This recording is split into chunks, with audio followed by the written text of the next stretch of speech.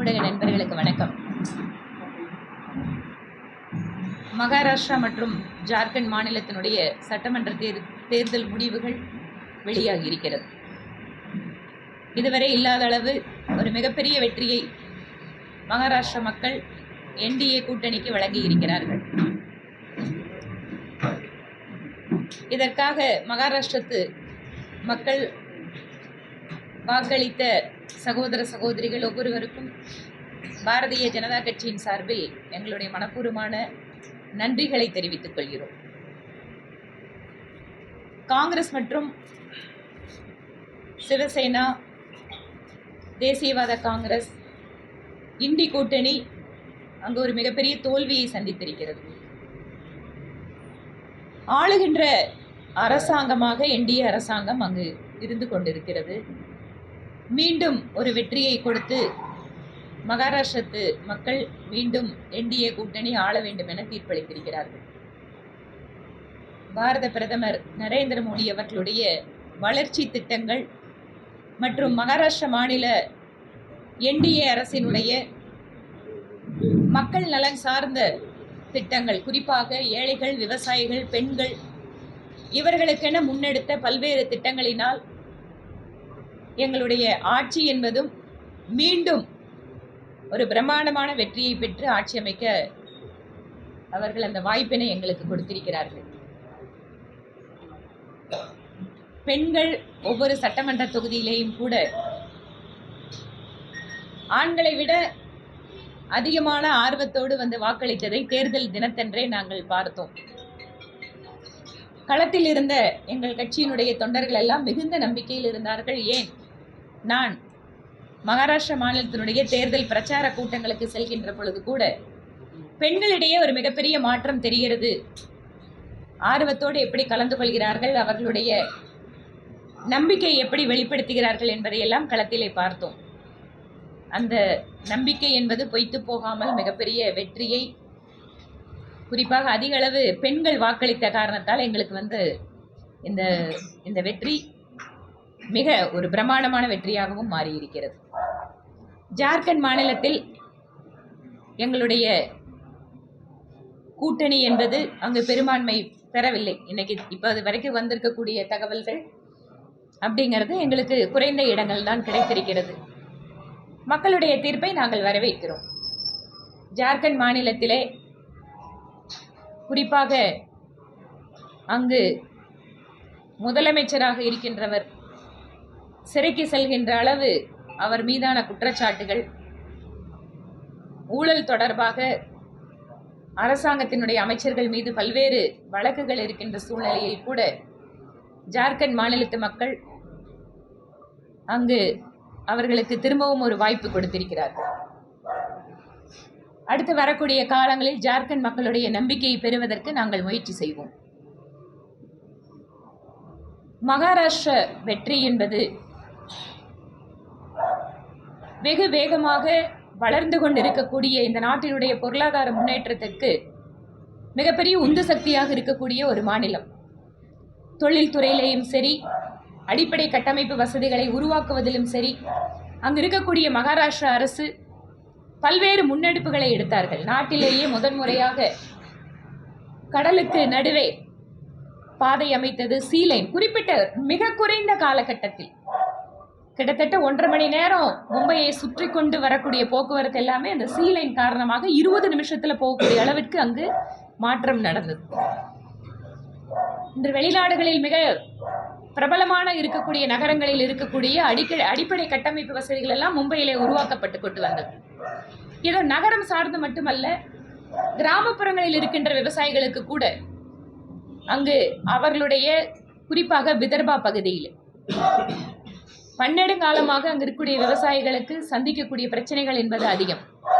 ஒவ்வொரு பகுதிக்கும் தனித்தனியாக முக்கியத்துவம் கொடுத்து மகாராஷ்டிரத்தினுடைய என்டிஏ அரசு ஒவ்வொரு குறிப்பிட்ட பிரிவு சார்ந்த மக்களுக்கென தேவைகளை கண்டறிந்து கொண்டு அவர்களுக்கென்று திட்டங்களை வழங்கி இருக்கிறது. அதிலும் முக்கியமாக லால்டி பெகன் யோஜனா என்கின்ற பெண்களுக்கு மாதம் உதவித்தொகை கொடுக்கின்ற ஒரு திட்டம். இன்று நாட்டிலே பல்வேறு மாநிலங்களில் இந்த திட்டம் அமல்படுத்தப்பட்டாலும் கூட மகாராஷ்டிரத்திலே பெண்களிடையே ஒரு மிகப்பெரிய வரவேற்பினை பெற்றிருக்கிறது.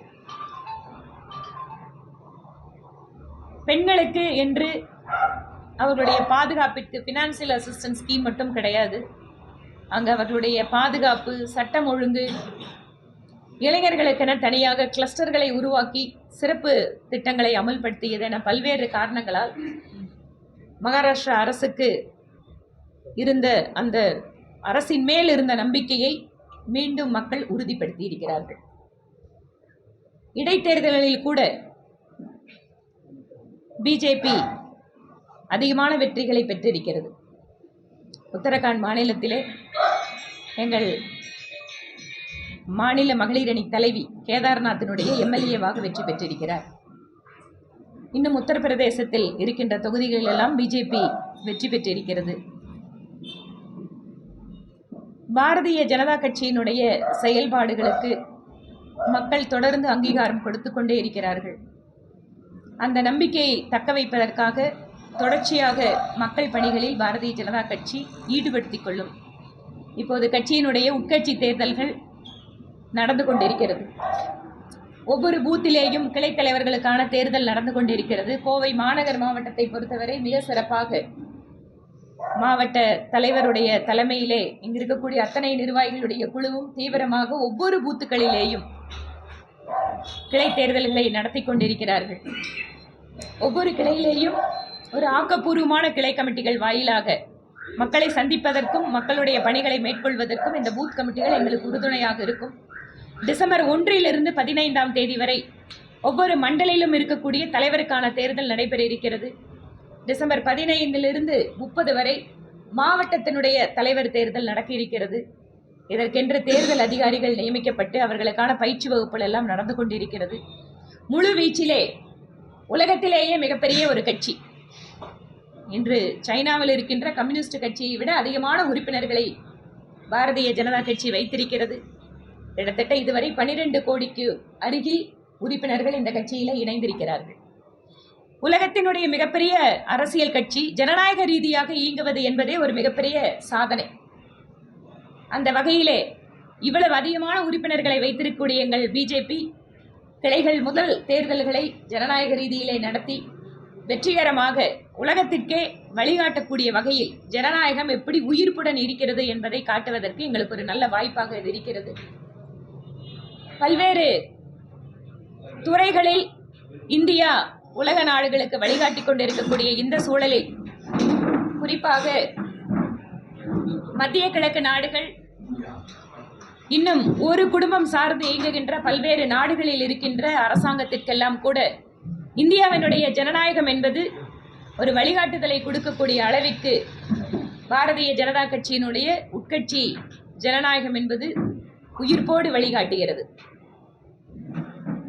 உங்களுக்கு ஏதாவது கேள்வி இருந்தால் கேட்கலாம். இவிஎம் மிஷின் விவகாரத்தில் தேர்தல் ஆணையத்தோட பாஜக துணையோடு இருக்குது அப்படின்னு செல்வ பெருந்தகை இவிஎம் மிஷின் தமிழ்நாட்டில் பார்லிமெண்ட் எலெக்ஷனில் அப்போ அந்த மாதிரி தில்லுமுள்ளு பண்ணுச்சுன்னு சொல்லுவாரா? எப்போவெல்லாம் காங்கிரஸ் கட்சி வெற்றி பெறுகிறதோ அப்போதெல்லாம் இவிஎம் பற்றி பேச்சே வரதில்லை. ஆனால் எப்போதெல்லாம் அவர்கள் தோல்வி அடைகிறார்களோ அந்த அப்பாவி இவிஎம் மிஷின், வாயில்லாத மிஷின், அது பாவம் மாட்டிக்குது அவங்க கிட்ட. அதனால் காங்கிரஸ் கட்சி வெற்றி பெறுகின்ற பொழுது இவிஎம்முக்கு பாராட்டு விழா, காங்கிரஸ் கட்சி தோல்வி அடைகின்ற பொழுது இவிஎம்முக்கு வசவு விழா. இதுதான் காங்கிரஸ் கட்சியினுடைய நிலைப்பாடு.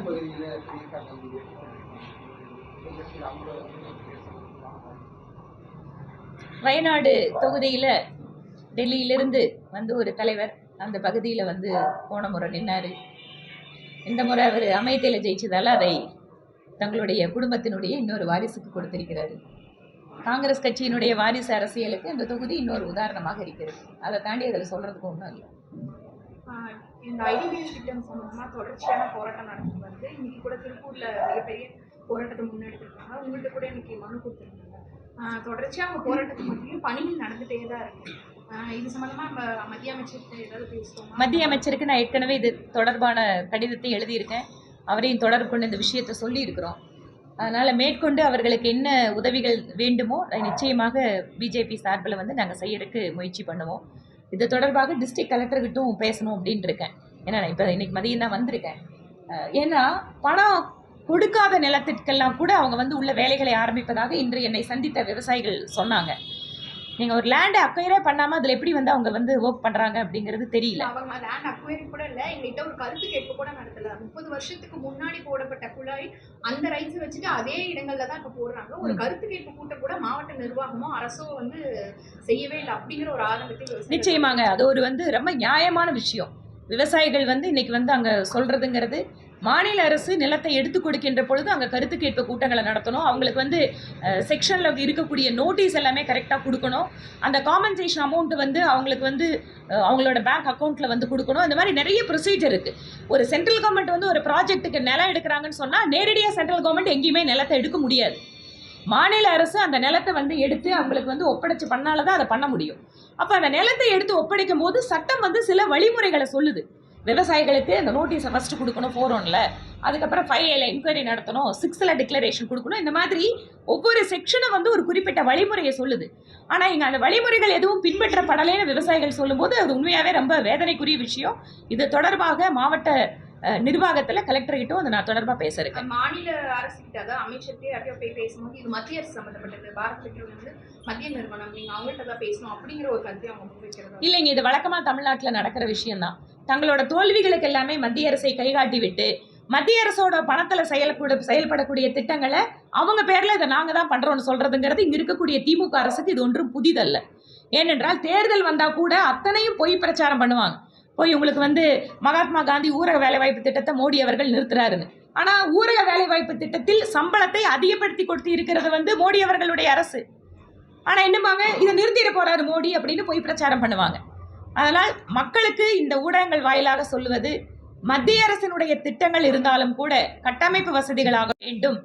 தங்களுடைய ஒரு இயலாமைக்கு, தங்களுடைய தவறுகளுக்கு மத்திய அரசு மேல ரொம்ப சுலபமா பழி போட்டு தப்பிக்கிறங்கிறது இங்க இருக்கக்கூடிய அமைச்சர்களுக்கு, அரசுக்கு வாடிக்கையாக இருக்கிறது.